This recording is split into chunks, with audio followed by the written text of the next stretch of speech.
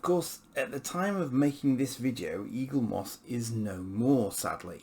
You can still find stocks of their models in various places, of course, but you know what's out there at the moment is what's out there. And I had quietly promised to myself that I had finished collecting Eaglemoss ships, as I've now got quite an impressive collection, which I gathered in the nick of time, as it turned out. However, some people on eBay are still selling them at, you know, very reasonable prices rather than trying to scalp people for them. And I justified this one on the basis that I've got an XL Voyager, and I've already put some little sort of ancillary shuttles and so on near it.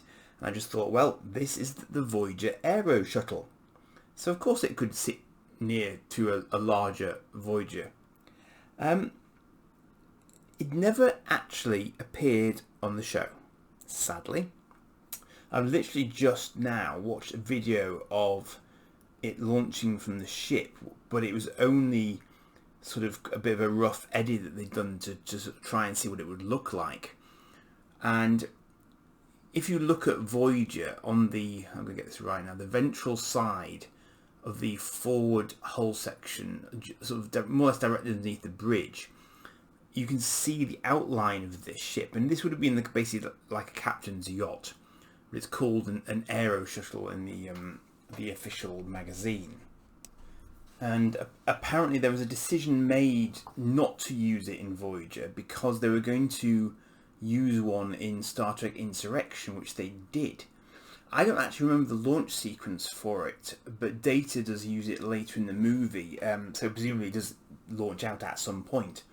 And it was not dissimilar to this, actually. But I rather like the look of this because it's unusual to see a winged Starfleet shuttle. You see it with the Marquis fighters.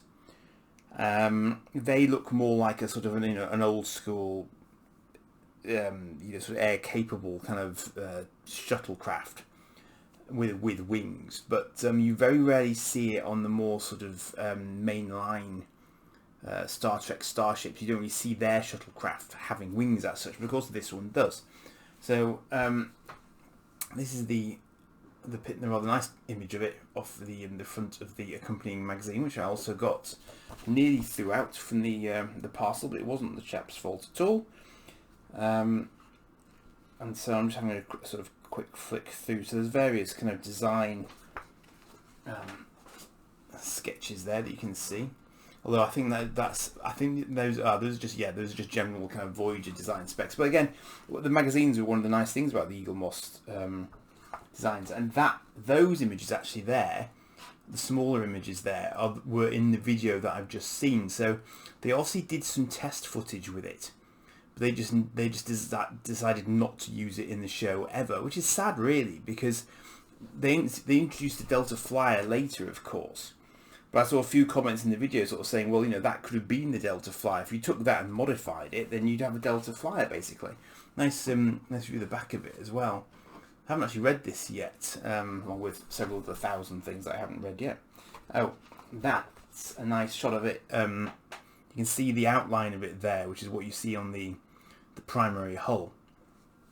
So it was always sort of sat there, kind of saying, "I'm here," but they just never ever used it. And you can see there how it would have sort of detached out. So that was the plan. I would have left as well. Sort of a big gap in the bottom of the hull, but and considering they had seemingly an infinite supply of shuttles anyway, you do kind of wonder why they would have bothered putting another one there as well. Yeah, so I'd say shame we didn't sort of make it into the show, because it would have been one more kind of canon craft. But I suppose technically, if we never see it fly, so maybe it isn't canon. I don't know.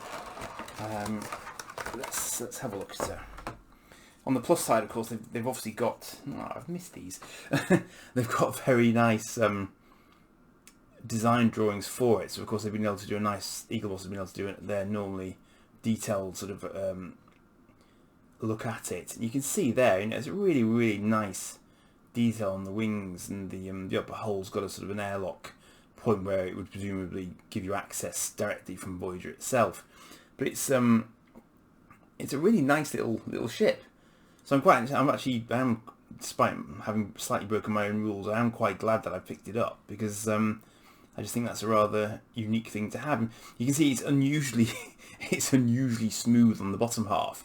So I suppose the whole thing of it would have been that when it did detach for the first time, you wouldn't necessarily have seen that coming if you didn't know that it was a thing that Starfleet ships generally have, captain's yachts. So we see one in Insurrection.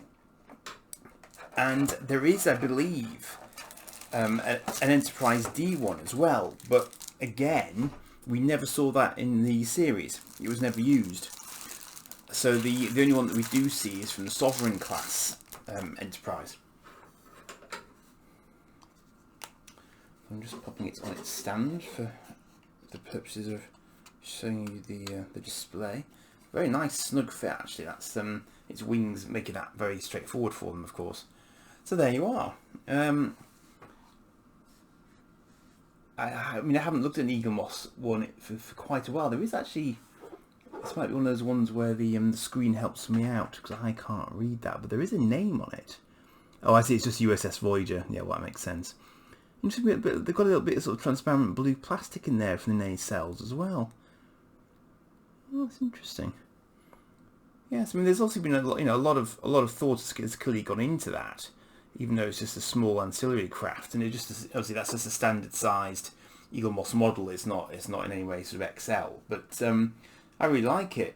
Really good level of detail on it. So yeah, nice little addition to the collection. I'll have to see if I can squeeze that into the display that holds my XL sized ships, because I haven't got any room for it anywhere else, so it's better go there. And I have unusually I have one more to do as well now for you, so I'm going to put that one together and say cheers for now.